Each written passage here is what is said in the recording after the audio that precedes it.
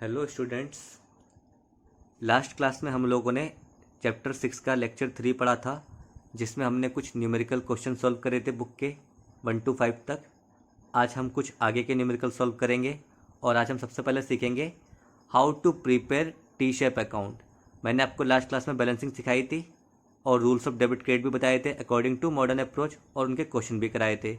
अब हमारे को टी शेप अकाउंट बनाना है, उसमें आपकी बैलेंसिंग भी यूज़ होगी कि अकाउंट का बैलेंस कैसे निकालते हैं। आइए देखते हैं। Question number 8, open A T shape account for machinery and put the following transactions on the proper side. आपको बोला है मशीन अकाउंट बनाना है और ट्रांजेक्शन को पुट करना है प्रॉपर साइड। अभी आप बिल्कुल सिंपल एक चीज़ याद रखिए, एसेट का रूल था, मॉडर्न अप्रोच के हिसाब से एसेट का रूल था, increase in asset debit, decrease in asset credit. मैं लिखता हूँ, इंक्रीज अगर एसेट होता था तो डेबिट में लिखना होता था, डिक्रीज होता था तो क्रेडिट में लिखना होता था।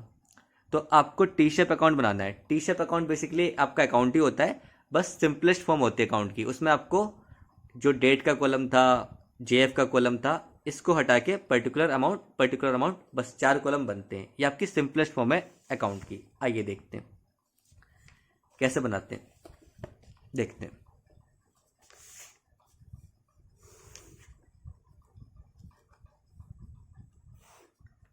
यहाँ पे मैं लिखूंगा title of the account, date is machinery account. ये आपकी लेफ्ट हैंड साइड है डेबिट, ये आपकी राइट हैंड साइड है क्रेडिट। अब बोला है मशीनरी परचेज करी है आपने, परचेज करी है तो आपकी मशीन आएगी और पैसा जाएगा। आपको मशीन अकाउंट बनाना है तो जिस चीज़ का अकाउंट बनाते हैं उसमें केवल उस चीज़ का ही नाम आता है। आपने मशीन खरीदी है तो मशीन एसेट है, बढ़ेगा तो डेबिट में लिखना है। आइए लिखते हैं टू कैश। आप बोलेंगे टू क्यों लिखा और कैश क्यों लिखा? हमारा ट्रेडिशन अकाउंट का, जब भी हम डेबिट साइड लिखेंगे तो टू से स्टार्ट करते हैं और क्रेडिट साइड लिखेंगे तो बाय से स्टार्ट करते हैं। टू और बाय का कोई मीनिंग नहीं है, लेकिन ट्रेडिशन है इसलिए हम फॉलो करते हैं। टू कैश, कैश क्यों लिखा? आपने मशीन खरीदी है, आपको नहीं बताया उधार है, तो आपने मान लिया कैश में खरीदी होगी तो आपका कैश गया होगा। तो मशीन का बैलेंस बढ़ा किस वजह से? क्योंकि आपने खरीदी और कैश में खरीदी, तो आपने लिखा टू कैश। किस वजह से बढ़ा? क्योंकि आपका कैश गया। तो हम पर्टिकुलर में याद करिए क्या लिखते थे, नेम ऑफ अदर अकाउंट। तो कैश गया जिसकी वजह से मशीन आई, तो आपको मशीन अकाउंट बनाना है तो मशीन के डेबिट में लिखा कितने रुपए, 40,000। नेक्स्ट एंट्री देखते हैं क्या है। Machinery sold 10,000। आपने मशीन बेची, अब मशीन बेची है तो आपका कैश जाएगा और मशीन आएगी, तो आप क्रेडिट में लिखेंगे बाय कैश। फिर मशीन दोबारा खरीदी, टू कैश। फिर मशीन बेच दी आपने, सॉरी मशीन डिस्कार्डेड। डिस्कार्डेड का मतलब क्या होता है? आपने अपने बिजनेस से मशीन को निकाल दिया, हटा दिया, लेकिन यहाँ पे आपकी कैश नहीं आएगी। कैश क्यों नहीं आएगा? क्योंकि यहाँ पे आपने बेची नहीं है, बस आपने मशीन को बिजनेस से हटा दिया है, लेकिन उसके बदले आपको कुछ मिला नहीं है। तो मशीन तो कम हुई है, तो आप यहाँ लिखोगे by machine discarded, by machine discarded 14,000। Next entry, depreciation on machinery. आपने मशीन पे डेप लगाया 1,000।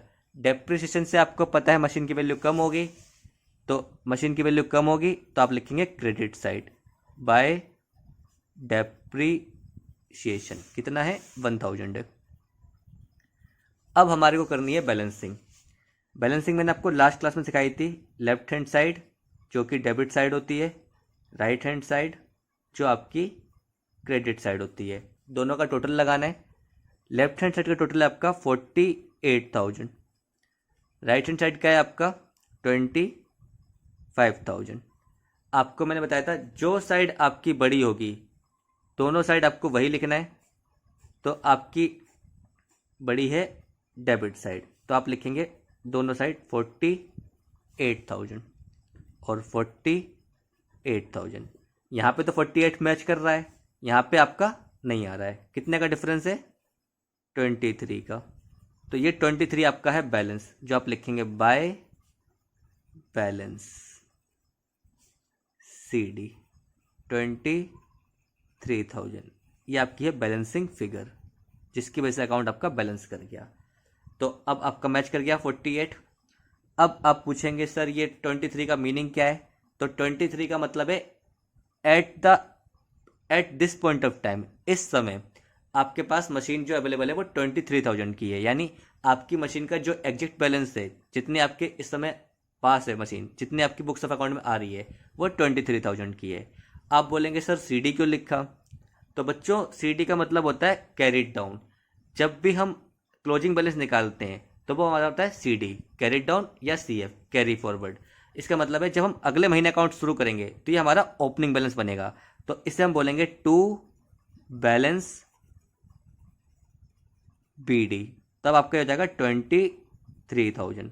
BD का मतलब होता है ब्रॉड डाउन या फिर B/F ब्रॉड फॉरवर्ड। तो आपका ओपनिंग बैलेंस होता है to balance BD, closing balance होता है बाय बैलेंस CD अगर एसेट का है, क्योंकि एसेट की डेबिट साइड बड़ी होती है। लेकिन अगर लाइबिलिटी का होता तो लाइबिलिटी में opening balance by balance BD, closing balance to balance CD। आपको घबराने की ज़रूरत नहीं है। अभी आप सिंपल समझिए कि आपका क्लोजिंग बैलेंस आया 23,000, तो आपने लिखा बाय बैलेंस CD 23,000। ये हम बहुत डिटेल में पढ़ेंगे चैप्टर नंबर 8 और 9 में। 9 चैप्टर आपका लेजर का है, उसमें आपको ये बहुत डिटेल में अच्छे से पढ़ेंगे, वहाँ पे आपको बेटर समझ में आएगा। अभी एक क्वेश्चन और करते हैं।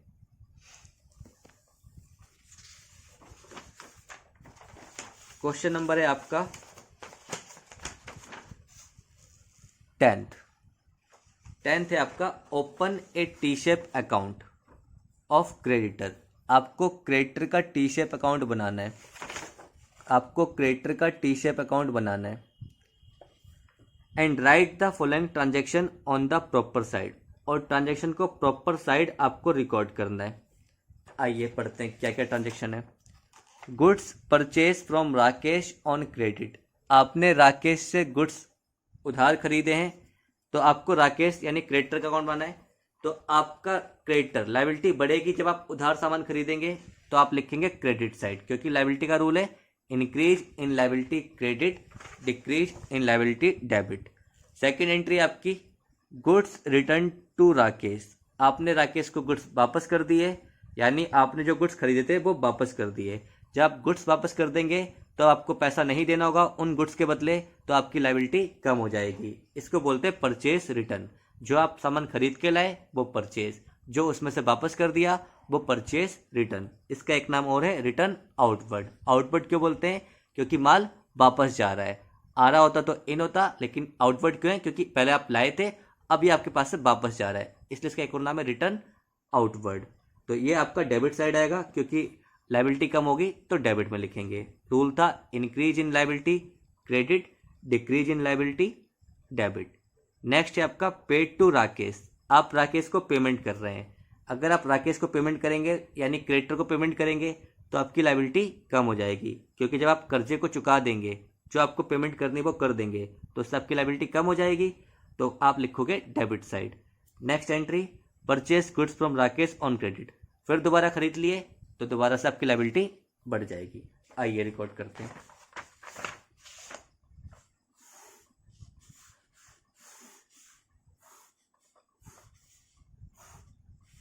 ये आपका राकेश का अकाउंट है, Rakesh account.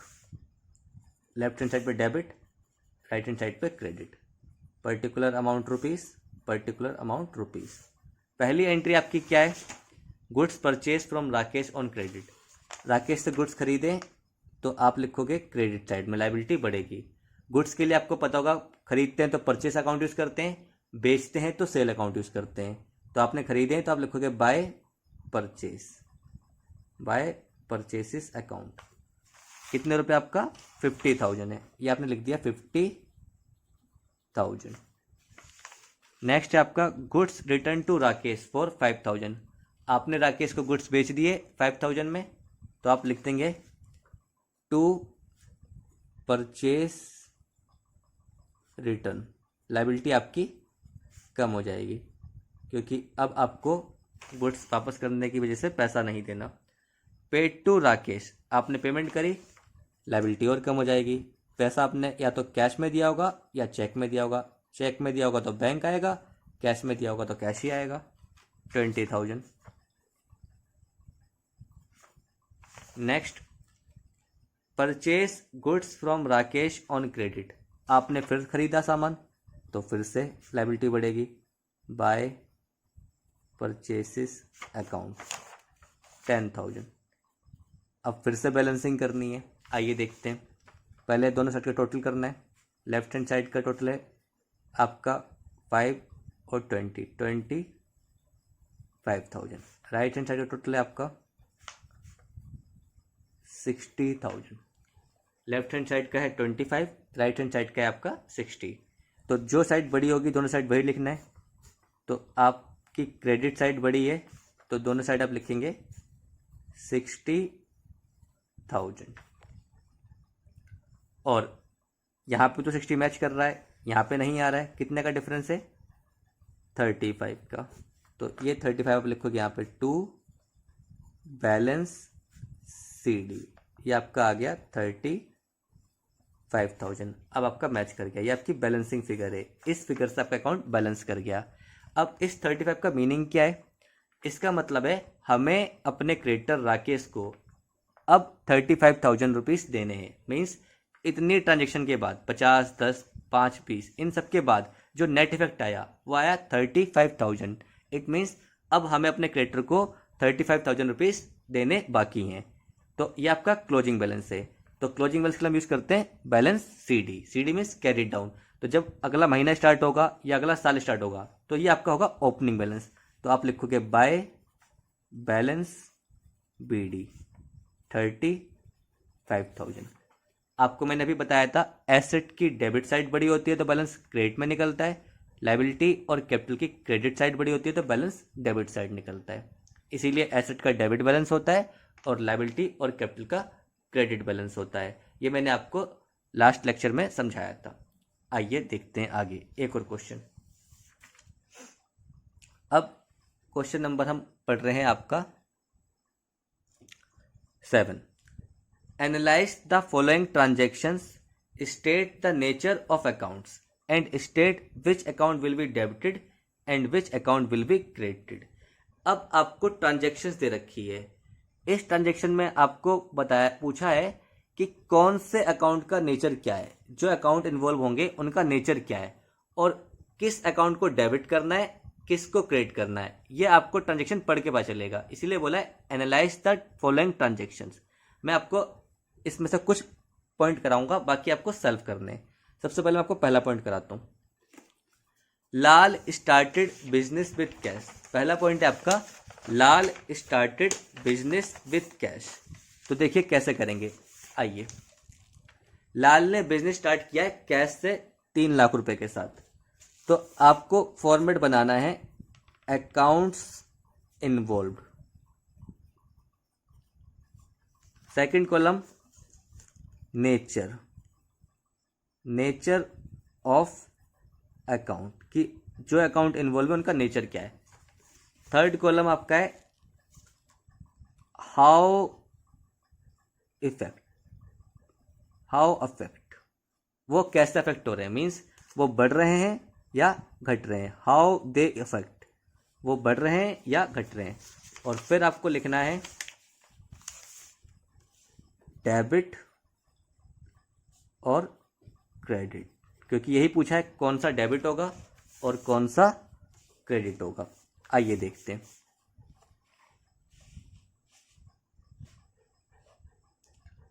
Lal started business with cash. आपको पता है डबल एंट्री सिस्टम में हर ट्रांजैक्शन के 2 एस्पेक्ट होते हैं। मैंने आपको कई बार बताई ये वाली बात। कुछ आता है कुछ जाता है, उसी में से एक को बोलते हैं डेबिट, एक का नाम होता है क्रेडिट। तो लाल स्टार्टेड बिजनेस विद कैश, जब लाल ने बिजनेस स्टार्ट करा है तो 3 लाख रुपए का कैश लगाया है। तो आपको पता है व्यापार में जो पैसा लगाते हैं उसको कैपिटल बोलते हैं और जिस फॉर्म में लगाया है वो कैश है।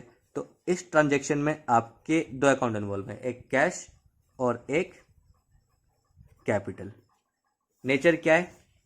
कैश आपका एसेट है, कैपिटल का नेचर तो कैपिटल ही होता है।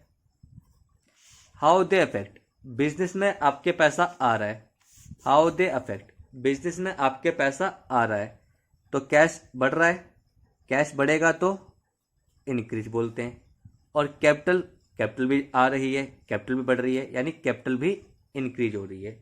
हाउ दे इफेक्ट का मतलब है ये अकाउंट कैसे इफेक्ट हो रहे हैं, इनका प्रभाव क्या है, मतलब ये बढ़ रहे हैं या घट रहे हैं। तो आप व्यापार में कैश लगाओगे तो कैश बढ़ेगा, और वो कैश आपका कैपिटल का पार्ट है तो आपकी कैपिटल भी बढ़ेगी।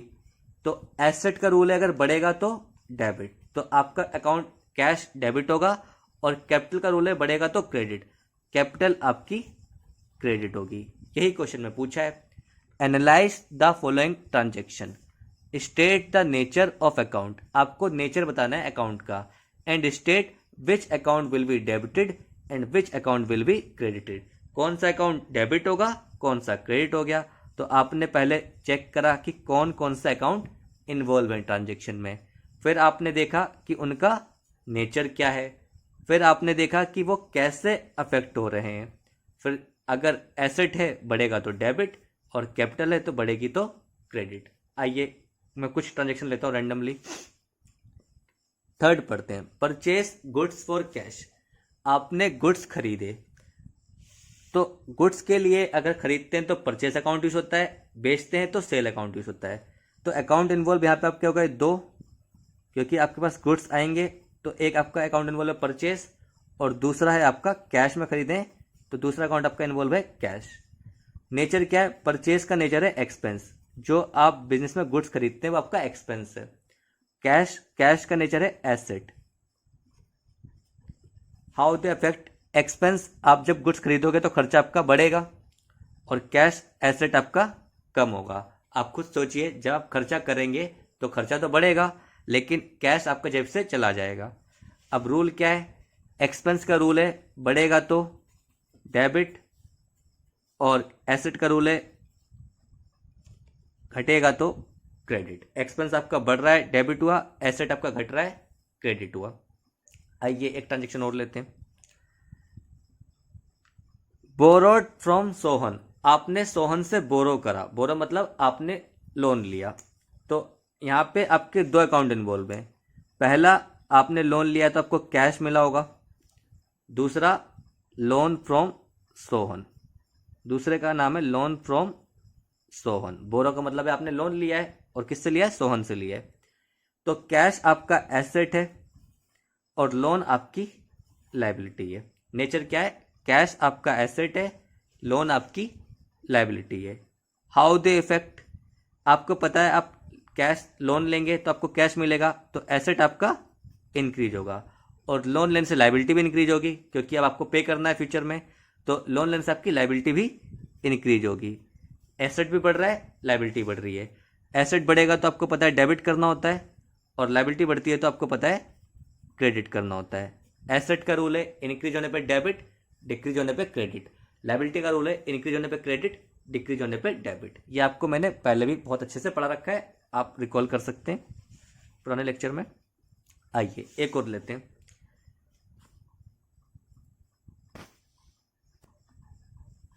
पेड रेंट बाय चेक, आपने रेंट पे करा चेक से, आपने रेंट पे करा चेक से, तो कौन कौन से दो अकाउंट इन्वॉल्व होंगे? आपने रेंट पे करा चेक से, कौन कौन से दो अकाउंट इन्वॉल्व होंगे? एक तो रेंट, खर्चे का नाम रेंट है, और दूसरा चेक से पे करा तो बैंक। तो रेंट आपका एक्सपेंस है और बैंक आपका एसेट है, तो नेचर आपका हो गया एक्सपेंस और एसेट। खर्चा आप कर रहे हो, रेंट पे करो तो बढ़ रहा है, रेंट आपका इंक्रीज हो रहा है। बैंक एसेट है, एसेट आपका डिक्रीज हो रहा है। एक्सपेंस बढ़ेगा तो डेबिट, और एसेट घटेगा तो क्रेडिट। तो इस तरीके से आपको ये क्वेश्चन करने हैं। मुझे उम्मीद है आपको समझ में आया होगा। अगर आपको कोई भी डाउट है तो आप मुझसे कमेंट में पूछ सकते हैं, ट्रांजेक्शन लिख के मैं आपको रिप्लाई करूँगा। अब ये चैप्टर हमारा यहीं पे कंप्लीट होता है। आप बाकी क्वेश्चन ट्राई करिए, आपको डाउट हो तो आप मुझे कमेंट में बता सकते हैं, मैं आपको बता दूंगा। अगर आपको वीडियो पसंद आया हो तो प्लीज़ लाइक करिए, मेरे चैनल को सब्सक्राइब करिए और बेल आइकन को प्रेस कीजिए मैं आपको इसी तरह के वीडियो और बना के देता रहूँगा। Till then take care, good bye.